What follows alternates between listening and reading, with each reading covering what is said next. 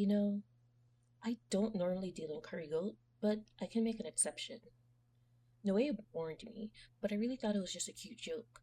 Yeah, goats are hard headed and destructive, a bit mischievous sometimes. But these ones? Evil incarnate. Let me walk you through why these goats deserve to be curried. If you follow me for a bit, you know I'm a wee bit asthmatic. A bit wheezy, a partaker of the puff, but not the fun kind.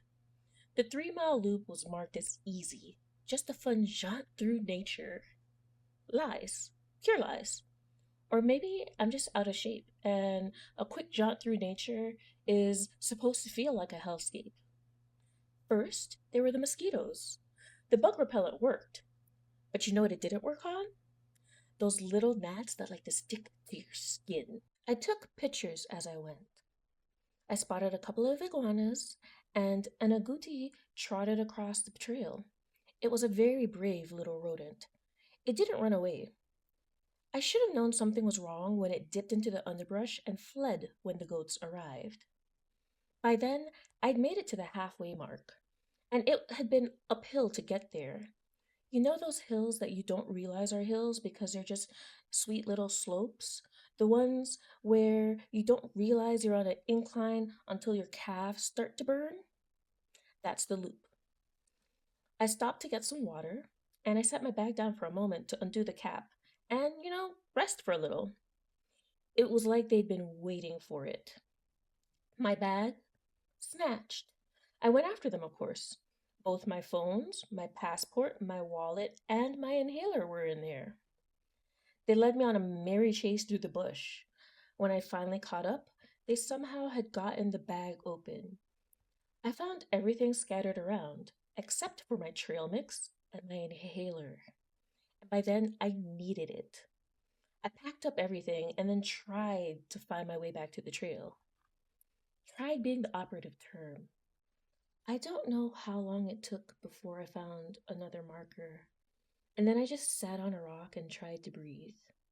I was sweaty, bugs were stuck to my skin, and wheezing away. And then the goats came again. Vicious, evil things that they are. It felt like they were laughing at me. So I got on my feet and started moving again.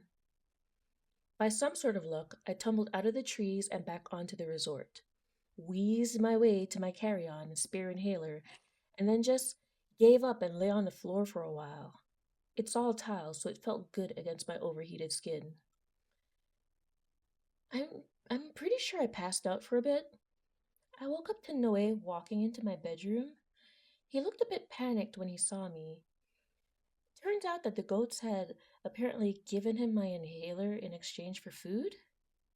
He'd gone searching for me on the trails, and he hadn't found me, and he was worried.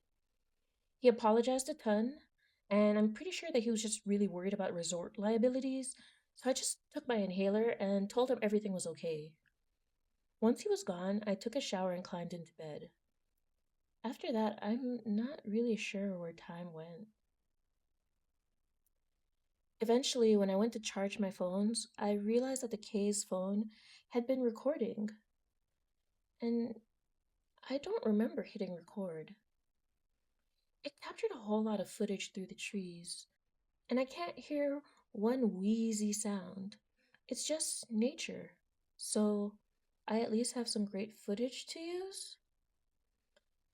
I definitely need to tell Noe that the trail needs to be marked as a more difficult one. My legs are burning.